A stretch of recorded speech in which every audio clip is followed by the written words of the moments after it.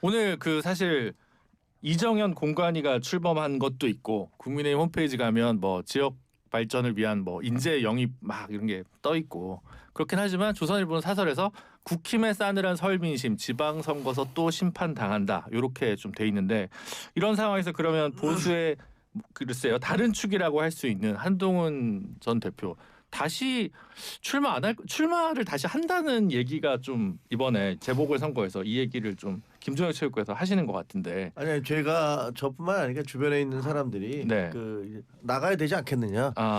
기회가 주어지면 나간다. 무소속으로 나간다. 나가야 되지 않겠느냐라고 얘기하고 있어요. 네. 얘기하고 있는데 뭐 본인이 결정을 하겠지만 그리고 뭐 제가 보기에 지금 장동혁 대표가 가장 두려워하는 게 뭘까요? 그거는 아마 그 영남 지역에서 한동훈 대표가 다시 선거에서 승리해서 돌아오는 거 그게 제일 두려울 거고 그건 아마 전환길이나 고성국이나 윤호개인 세력들도 그게 제일 두려울 겁니다. 네. 그리고 어떻게 보면 그 사람들에 의해서 지금 쫓겨난 거잖아요. 그 우리는 뭐 당당하게 다시 그 유권자들과 함께 다시 돌아오자 뭐 그런 얘기들을 하고 있어요. 근데 지역은 사실 이게 너무 상황이 유동적이어서 그게 뭐 대구가 될지 부산이 될지는 알 수는 없잖아요. 어떻게 해서든지 심지어는 뭐 그 대구에서 저 출마 못 해가기 위해서 이준석 그 전 방통위원장 같은 경우는 그 의원이 아니니까 네. 그래서 뭐 그쪽으로 주려고 하는 거 아니냐라는 얘기까지도 나돌고 있으니 뭐 어떻게 될지는 뭐 지켜봐야 되겠습니다. 그러면 보수 대 보수의 대결을 위해서 수도권보다는 영남 쪽으로 좀 우선순위를 두고 이야기를 하시는 거네 김종혁 체육관에서는. 저는 그렇게 생각합니다. 뭐 수도권이라는 게 지금 뭐 평택, 평택, 그다음에 계양, 그다음에 뭐 이런 거잖아요. 안산, 예. 연수. 예, 근데 뭐 제가 보기에는 그거보다는 그 보수의 심장이나 보수 지지자들의 어떤 그 본산 같은 데서 싸워서 이겨오는 것이 더 낫다. 그렇게 생각을 합니다. 네, 장 소장님 어떻게 보세요? 무조건 출마를 해야 된다는 원래 입장이긴 하시잖아요. 무조건 배지 달아야죠. 네. 그러니까 달 가능성이 있으면 그냥 49.9% 가능성만 있어도 무조건 출마해가지고 배지 달아야 됩니다. 안 그러면 2028년도 4월달까지 정치적인 휴지기가 너무 길어진다라고 말씀을 드려요. 재보궐은 내년에도 있지 않습니까? 근데 뭐 당선될 만한 지역이 나온다라고 보기가 어렵잖아요. 이제 영남 거의 지역에 끝나가니까. 나오기가 어렵고 네. 뭐 수도권이나 뭐 이런 쪽 나올 거는 같은데 그래서 기본적으로 부산 쪽을 본인의 정치적인 기반, 지역적인 기반으로 삼고 배지도 그쪽에서 달면서 화려하게 좀 부활을 하고 그래야 국민의힘 당내에 있는 친한 세력들이 좀 힘을 받고 목소리를 키울 수 있지 대장이 이렇게 쭈그러져 있으면은요 힘을 못 받아요. 그렇기 때문에 용기 있게 나서실 가능성이 높지 않을까. 뭐 또 일각에서는 창당 가능성까지도 정보지에서 뭐 오르내리고 있더라고요. 네. 그런 거 보면은 그게 그냥 괜히 연기가 그렇게 나는 게 아니거든요. 누군가가 이제 그런 얘기를 하고 생각을 하고 있다라는 것을 알기 때문에 그런 얘기들이 돌아다니는 거라서 일단은 윤석열 피고인에 대한 1차적으로 규정이 끝났기 때문에 한동훈 대표가 움직일 타이밍이 점점 오고 있는 것이 아닌가 그런 생각이 듭니다. 지금 유튜브 접속자 5,000분이 넘었는데 좋아요를 좀 부탁드리고 박원석 의원님 어떻게 보십니까? 아니 원론적으로 장 소장 얘기가 맞죠. 가능성이 있다면 다소간의 위험성이 있더라도 도전해야 지금 답답한 정치적 상황을 타개할 수 있는 건 맞는데 근데 쉽지 않아요.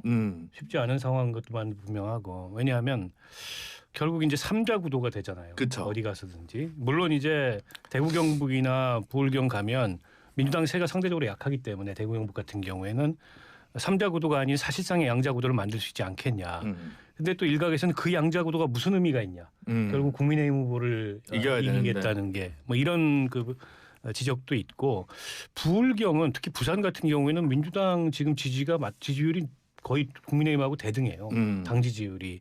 근데 거기서는 자칫하면 이제 보수 분열로 민주당한테 어부질이 안겨졌다는 비판을 떠안을 수도 있어요. 네. 때문에 어디도 쉽지 않고 아직 뭐 3개월이 남았기 때문에 관망하겠죠.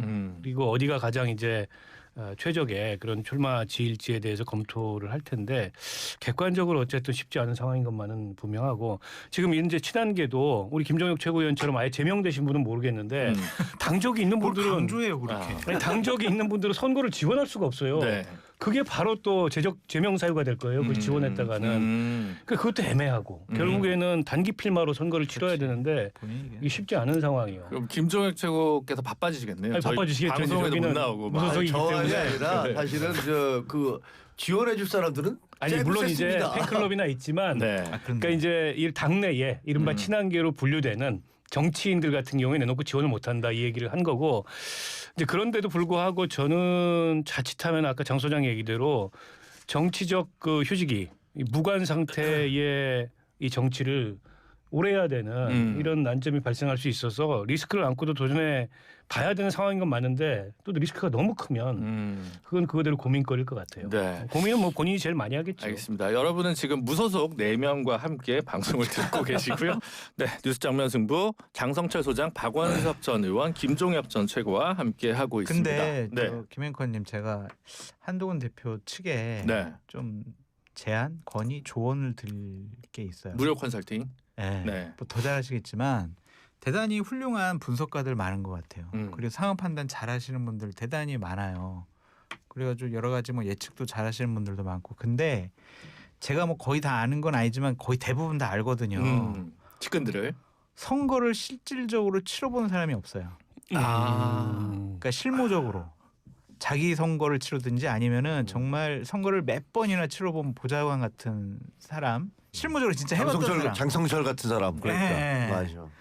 그런 사람이 없더라고. 그러면은 현실적으로 부딪힐 수 있는 부분을 간과할 수가 있어요. 그냥 머릿속에서 옆에서 보고 그냥 이렇게 분석을 하고 조언하는 게 약간 좀 착오가 생길 수가 있다. 그래서 좀 스텝 중에서 선거를 진짜 좀 실무적으로 노련하게 치러봤던 사람이 필요하지 않을까.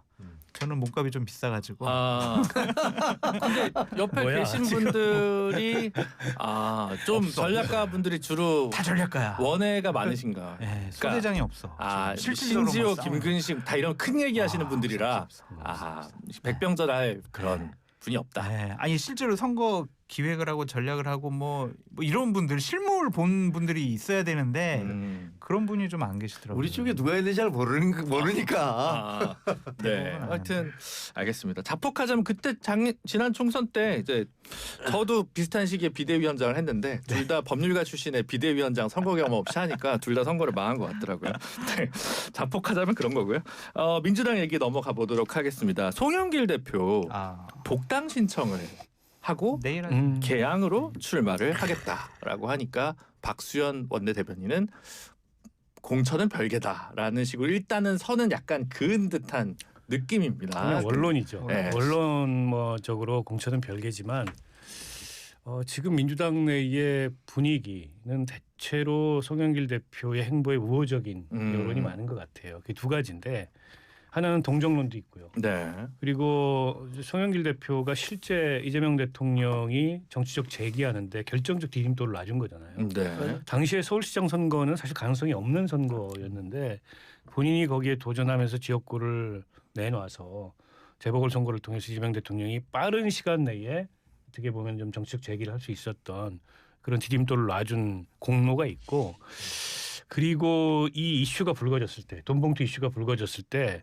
일종의 정치적 처신을 깔끔하게 잘했습니다. 네. 그냥 탈당해버리고 당에 폐 안 끼치겠다. 네. 물론 그리고 이제 본인이 창당해가지고 뭐 총선 치르고 한 것도 있긴 하지만, 근데 정치인들 그런 경우에 미적거리고 뭐 끝까지 결백을 주장하다가 결국엔 제명당하고 이런 경우 많잖아요. 네. 그것도 당내에서 우호적 여론이 형성되는 하나의 배경인 것 같아요. 그런데다가 지금 원래 인천 지역의 그 지역 정치의 맹주였습니다. 그렇죠. 인천에서 전부 다 송 대표가 출마해야 된다 얘기를 하고 있기 때문에 대통령 입장에서도 빚을 졌는데 그걸 나몰라라 하기도 그렇고 정청래 대표도 마찬가지일 거라고 보고 그보다 더 제가 관심이 가는 거는 재보궐선거 이후의 행보예요. 이게 민주당 내부의 이제 권력 구도, 민주당 내부의 정치 지형에 미묘한 지금 지각 변동이 이미 일어나기 시작했다. 친명의 미묘한 구심점이 새로 등장한다. 뭐 그런 예측들이 많죠. 그래서 차기 전당대회 주자로 거론까지 되잖아요. 벌써부터. 그게 오히려 전 더 흥미로운 어떤 변화일 것 같아요. 그러면 그냥 인천 계양부 재보궐선거는 기정사실이고 제가 긴장하고 있는 분은 그 김민석 총리다. 그럴 수도 있겠죠. 네, 장 소장님. 다행이라고 생각할 수 있죠. 음. 나는 국무총리직 오래 할 수 있겠구나. 그렇게 생각할 수도 있을 것 같고 송영길 대표와 관련된 문제는 정리가 그냥 끝난 것 같아요. 그냥 출마가 끝난 거죠. 여권이야 핵심부에서 그냥 어떤 역할을 해야 된다라는 것에 대해서 그냥 공감대가 형성된 것 같다라는 거죠. 개항을 출마하겠다라고 하는 것에 대해서 세게 뭐 반대하거나 안 된다라고 하는 지도자나 그룹이나 뭐 권력 이런 것이 좀 없을 것 같아요. 그래서 그 역할론이 박원석 의원님 말씀하셨던 것처럼 이번 6월달에 재보궐선거 지역에 방점이 있는 것이 아니라 8월달 전당대회에 송영길 대표의 전 대표의 역할이 좀 두드러지게 나타나지 않을까 좀 그런 생각이 들어가지고 여권 내 권력 구도가 상당히 좀 요동칠 것 같다 그런 생각이 듭니다. 근데 이게 2030년 대선까지 봐야 돼요. 근데 어쨌든 이게 지금 대법원이 확정 판결이 난 건 아니고 그리고 사실 검찰의 미숙함이지 이게 완전히 돈봉투가 없었다라고 얘기하기도 좀 애매한 부분이 있지 아니 않습니까? 그렇죠. 그러니까 이게 결국에는 위법 수집 증거, 네. 독수독과론에 따라서 무죄가 됐고 검찰이 좀 무리하게 이제 입증을 하려다가 역풍이 분 건데 그럼 아예 전당대회 돈봉투 사건이라는 게 객관적으로 존재하지 않았냐? 그건 아니죠. 윤관수 의원 같은 경우 이걸로 징역 뭐 2년. 네. 나왔잖아요. 네. 그러나 이제 이게 송영길 대표와의 연관성을 검찰이 수사 증명하는 과정에서 무리수를 둔 건데 아니, 그런 면에서 너무 개선 장군처럼 구는 것도 제가 보기에는 적절치는 않아요. 그걸 꼭 그렇게 볼 문제는 아니잖아요. 네. 그리고 먹사연 불법 정치자금 문제도 사실은 있었던 거죠. 그 근데 보좌관 박 보좌관이 유죄를 받았죠. 네, 근데 네. 별건 수사기 때문에 네. 그 역시나 이제 위법 수집 증거 이렇게 그렇죠. 해가지고 맞아요. 무죄 판결이 난 거지. 아예 정말 순백에 이제 결백한 이제 그런 있지도 않은 사건을 검찰이 조작한 건 아니잖아요. 네. 그런 것도 의식을 해야 된다. 근데 그건 정치적인 논쟁의 부분이지 정치적인 활동을 하는 데 있어서의 법률적인 그건 문제는 없죠. 리스크는 사라진 것 같다. 그렇게 이제 판단할 수밖에 없잖아요. 그렇다라고 하면 이제 대통령이 송영길 전 대표랑 관계를 어느 정도까지 가져갈 것인가. 그냥 재보궐선거 지역에 원하는 데 나가. 그걸로 그냥 빅잔치 끝. 근데 얘기하면 또 당무 개입이 되니까 얘기를 못 하는 거 아니에요? 아이 드러내놓고 안 하죠. 이런 중요한 문제를 다 김남준 조율 안 대변인의 하겠어요. 사표를 받지 않는 방식으로 처리한다. 아니 거기는 연수로 나가면 되니까. 아, 연수로 가면 된다. 그냥 자리는 있는 것 같고 일단은 8월달 전당대가 너무너무 재밌어졌어요. 아예 그러면 국민의힘은 아웃 오브 안중이고 이제 민주당 핵심 그 부분만 이제 정쟁의 그렇죠. 대상이 더 되는 건가요? 이제부터 민주당이 거의 뭐 우리 아이템에 제 1순위로 계속 올라올 거예요. 보수래매. 근데 지금 국민의힘 뭐 할 게 욕하는 거밖에 없잖아요. 욕하는 거. 장동영 물러나라 막 이거밖에 없는데. 이게 뭐 어떻게 보면 이제 이 송영길 전 대표의 귀환이잖아요. 네. 그 귀환이 그 민주당에는 상당히 긍정적인 역할을 하는 것 같아요. 그러니까 건강한 경쟁 그 시스템이 만들어지고 그 이전에 뭐 한두 사람이 막 나서서 이렇게 했는데 글쎄 그 조국이 들어온다 하더라도 뭐 저렇게 되면은 그 내부에서 적절히 견제와 균형이 이루어질 것 같기도 하고 그러면 뭐 대통령의 입장에서도 좀 이렇게 컨트롤이 하면 이상하지만 어쨌든 관리? 관계를 맺은 게 있어서 네. 상당히 좀 유리한 측면이 있을 거잖아요. 근데 저희 당이 문제죠. 뭐 저희 당이 예를 들면 뭐 저희 당이요 그렇죠. 저희 당이 아니구나. 저쪽 당이라고 저기 이제 국민의힘이 문제인데 또 이렇게 날카롭게 지적하네. 근데 저쪽에서 이제 송영길 대표나 조국 그 전 대표나 이런 사람들이 들어오는 거하고 우리 당은 고성국이라든가 전환길이라든가 이런 사람들이 들어와서 큰 소리 빡빡 치는 거하고 네. 뭐 국민들 입장에서 보면 너무나 뻔한 거 아니에요 이게. 그러니까 도대체 이걸 어떻게 헤쳐나갈 것이냐 이런 부분들에 있어서 큰 문제가 생기는 거죠. 한편 그 사법 리스크 있는 정치인이 한 명 더 거론이 되고 있는데 최 대통령의 최측근으로 평가받는 김용 전 민주연구원 부원장입니다. 지금 재판을 아직 받고 있지 않나요? 근데 출마 얘기까지 나오고 있어서요. 어떻게 보십니까 이 건은? 대법원에서 지금 보석을 해준 거예요. 네. 그것도 참 특이한데 그 사건이 대법원에 가 있는 상황이죠. 네. 때문에 사법 리스크가 상당히 있다고 보고 근데 최근에 출판 기념회 등등을 하는 걸로 봤을 때 출마 의사가 있는 것처럼 비춰지고 출마 얘기가 심심치 않게 나오기 시작했어요. 평택을 뭐 이렇게 구체적으로 지역도 거론이 되고 근데 과연 바람직한지 싶어요. 워낙 대통령의 그 가신과 같은 측근인데다가 네. 대통령이 내 측근이라고 공식적으로 인정한 두 사람 중에 한 사람이잖아요. 그렇죠. 정진상, 김영종도 대야 측근이다.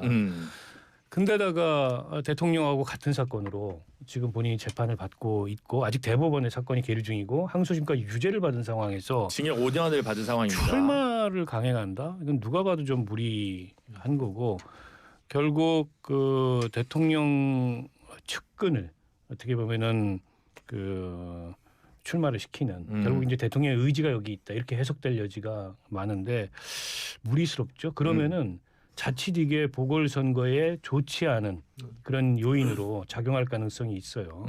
저는 민주당이 그런 무리수 안 둘 것 같거든요. 무리수를 두지는 않을 것 같다. 장 소장님도 본인은 억울하다고 생각을 하잖아요. 조작 기소 당했다라고 생각을 하고 있고 당했다라고 생각을 하는 것 같습니다. 그래서 본인이 계속 모셨던 분이 대통령이 됐는데 이런 식으로 찌그러져 있는 게 맞는 것이냐 그런 생각을 할 수 있겠죠. 뭔가를 하고 싶어 할 것 같아요. 근데 박원석 의원님 말씀처럼 과연 그것이 이재명 대통령과 민주당에게 긍정적인 효과를 불러일으킬 것이냐 좀 그런 생각도 들고 대통령도 상당히 좀 부담스러워하지 않을까 좀 그런 생각이 듭니다. 그래서 대법원 확정 판결 받을 때까지는 좀 자제하는 게 나을 것 같아요. 송영길 대표랑은 좀 다른 부분이 있어요. 2심에서 무죄를 받은 사람과 그렇죠. 2심에서 유죄를 받은 사람의 맞습니다. 차이가 있다. 예. 네. 김정일 최고께서는 어떻게 보십니까? 아니 뭐 어떻게 보면은 국민들을 너무 우습게 생각하는 것 같아요. 그리고 야당 입장에서 보면은 뭐 진짜 호재다. 간이 배 밖으로 나왔구나. 아니 그래서 보석으로 대법원에 올라간 사람이 보석으로 나와서 전국을 돌면서 출판 기념회를 해? 이게 뭐 생전 들어보지도 못한 초식이에요. 그러니까요.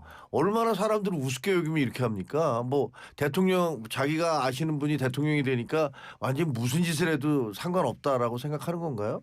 그래서 이렇게 나가면 사실 이거 굉장히 마이너스예요.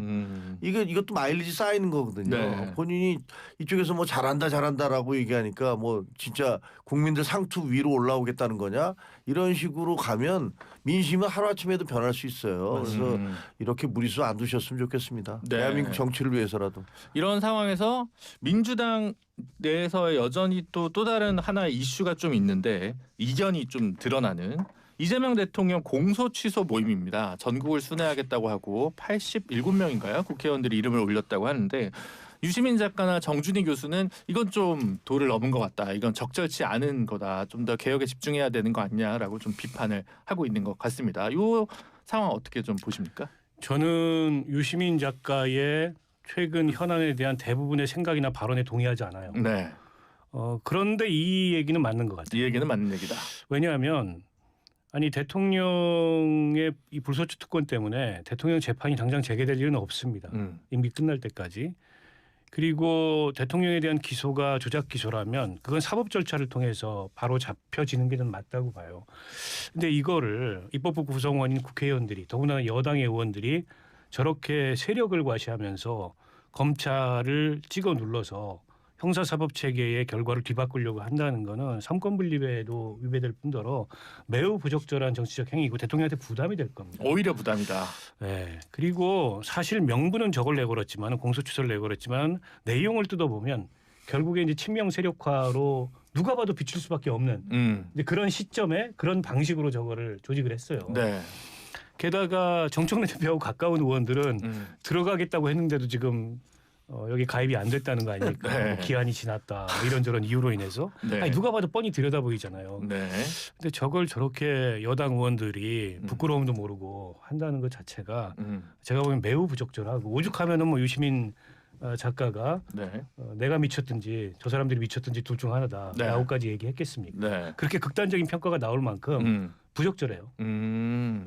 대통령의 생각은 뿌듯하다. 아이고 이뻐라. 그렇게 생각할 것 같아요. 이게 지금 논란이 된 지 거의 한 열흘 정도 되어 가고 있거든요. 네. 근데 이 모임에 대해서 좀 대통령한테 부담이 된다고 하면 청와대에서 이거 좀 부담되니까 모임을 해체하든지 이름을 바꿔라. 그런 사인이 나와야 되는데 그런 사인이 없어요. 그러면은 저 같은 평론가는 뭐라고 분석을 하냐면 대통령의 의지와 뜻과 판단이 여기 투영되어 있다. 그런 생각이 좀 드는 거예요. 그렇다면 이거는 대통령의 부담이 아니라 대통령이 어렵고 힘들어하고 간지러운 부분을 해결해 주려고 나선 거 아니냐, 좀 그렇게 보여집니다. 그래서 저는 이 모임은 해체될 것 같지는 않고 진짜로 현실적으로 공소 취소가 될 때까지 이 모임이 계속 유지되면서 검찰과 법무부 장관을 압박할 것 같다, 그런 생각이 듭니다. 김정일 측은 어떻게 보십니까? 이 모임은? 근데 그 주장하는 게 오늘 판결 나온 거에 대한 윤호개인들의 주장하고 비슷하지 않습니까? 야, 대통령 무죄야, 억울해. 네. 뭐 지금 완전히 조작 기소한 거야. 그리고 공소 기각해야 되는데 말이야, 판사가 이렇게 얘기하고 있는 거하고 지금 저 공소 취소 모임에서 주장하고 있는 게 뭐 다릅니까? 딱 다른 거는 하나는 전직 대통령이고 하나는 현직 대통령이라는 거거든요.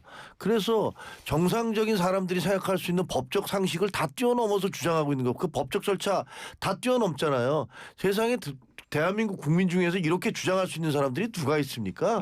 재판 받으면서. 그러니까 윤호개인 세력이나 지금 저쪽에 뭐 어떻게 보면 극우나 극자는 통한다고 그러더니 뭐 저 양쪽에서 주장하고 있는 게 별로 다를 바가 없는 것 같고, 이렇게 하면 안 되거든요. 뭐 하는 짓입니까 이거 지금? 네, 확실히 이 모임이 그냥 친명계 모임인데 이 모임의 목적을 보통은 다른 걸 걸잖아요. 무슨 뭐 정책 연구 모임이라든가 이런 건데 이제 이 대통령 공소 취소 모임이라고 하니 오히려 대통령에게 부담이 될 수도 있겠다는 생각이 드네요. 지금 20분 전에 경향에서 속보가 났는데 김남준 대변인이 아마 내일까지 출근을 한다고 하고 여기서는 개항을 보궐선 거다. 그리고 개항에서 어떤 출판 기념회를 한다라는 소식까지 있는 것 같습니다. 송영길, 김남준 두 분 나가면은요, 한동훈 대표 개항 나가도 될 가능성이 있어요. 네. 혹시 아니, 이게 둘이 그렇게 나가는 경우는 없죠. 송영길 대통령이 대표가 하지. 원래 만약에. 호남 쪽이라서 호남으로 갈 수도 있지 군산? 않냐. 아니 이제 뭐 광주시장을 뭐 예를 들면 민영배 의원이 아니 나오면 본인 배지 달겠다고 지금 저렇게 의지를 불태우고 광산이 있는데. 제복을 입을 수도 있잖아요. 아니 예를 근데 들면. 개항에서 배지 달겠다라고 개항에서? 지금 몇 번이나 지금 의지를 표명하고 있어요.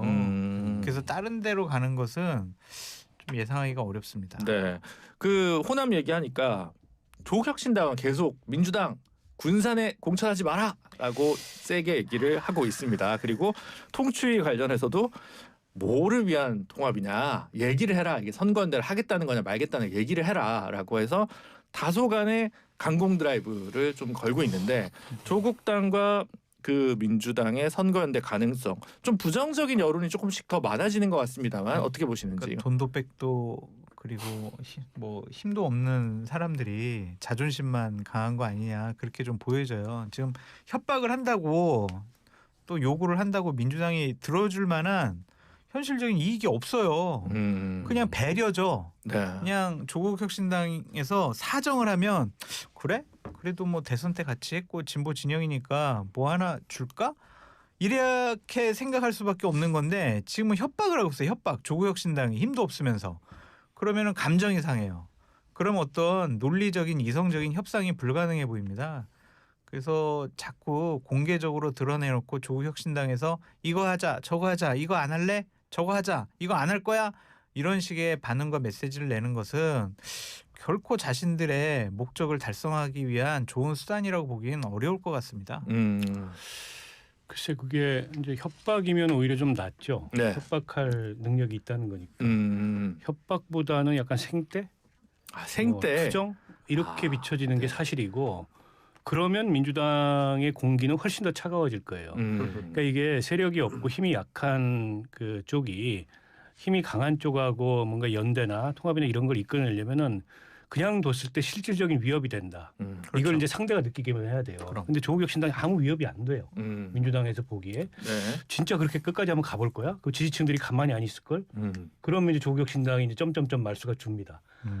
그러니까 그 재보궐선거 불출마해라 이 얘기도 사실은 두 당 정도의 사이면은 물밑으로 할 얘기지 겉으로 정치 공세를 취할 얘기는 아니에요. 그러니까. 그거는 과거에 이제 국민의힘에서 재보궐선거 지역 나왔을 때 민주당이 당원 당규도 바꾸고 막 이러면 정치 공세를 취하는 얘기거든요. 근데 이제 이 통합 논의 과정에서 그만큼 양당 사이에 금이 많이 갔고 감정이 많이 상한 게 사실이고, 심지어 뭐 조국 대표가 손가역 얘기까지 할 정도로 지금 이제 심상치 않은데 민주당 내 공기는 계속 차가워지는 분위기예요. 지금 조국혁신당에 대해서. 그리고 오히려 도움이 안 된다라는 얘기까지를 합니다. 조국 대표를 지금 이 재보궐선거에 불러들이는 게. 근데 마땅히 이걸 갖다가 타개할 방법이 조국혁신당이 없는 것 같아요. 그렇다 보니까 이게 통합 얘기가 나왔을 때 그냥 속내를 바로 비쳤잖아요. 우리는 통합 찬성이다. 결론은 안 내지만. 그리고 통합 호소인 비슷하게 빨리 내부 의견 정리해달라 이렇게 했는데 이제는 지방선거 연대 호소인이 돼가지고 네. 빨리 연대해달라. 근데 그럴수록 민주당은 더 차가워질 겁니다. 더 차가워질 거다. 예, 김정일 의원 짧게 좀. 조적조라고 그러잖아요. 조국의 적은 조국이다. 근데 이번에 그걸 다시 한번 확인해 줬어요. 나온 다음에 뭐 된장찌개 논란, 성추행 사건 어떻게 처리하는지, 그다음에 이번에 뭐 손가락 혁명군 자기가 언급하는 거, 그다음에 뭐 13일까지 뭐 끝내라 뭐 이런 식으로 협박하는 거 모든 게 다 조적조다. 커뮤니케이션에 좀 어려움이 있다라는 정도로 정리하도록 하겠습니다. 하여튼 오늘 많은 분들이 함께해 주셔서 너무 감사드리고 세 분과는 여기서 인사드리도록 하겠습니다. 세 분 모두 감사합니다. 고맙습니다.